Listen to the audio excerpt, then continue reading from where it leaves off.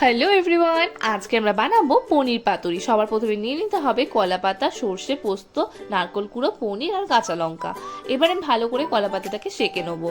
পনিরের মধ্যে আমি দিয়ে দিচ্ছি নারকোল কুড়ো, সর্ষে, পোস্ত, কাঁচা লঙ্কা বাটা, দিয়ে দিলাম স্বাদ মতো নুন আর কাঁচা তেল, দিয়ে সমস্তটাকে ভালো করে মিক্স করে নিতে হবে। সেঁকে রাখা পাতাতে ভালো করে সর্ষের তেল মাখিয়ে এই পেস্টটাকে দিয়ে দিতে হবে। উপর থেকে দিয়ে দেবো সর্ষের তেল আর একটা চেরা লঙ্কা, দিয়ে সমস্তটাকে ভালো করে আমি ফোল্ড করে নেব। সাবধানে ফোল্ড করতে হবে যেন পাতা ছিঁড়ে না যায়। তবে হ্যাঁ, কলা পাতা ভালো করে সেঁকে নিলে এইরকম কোনো সমস্যা তোমার আশা করি হবে না।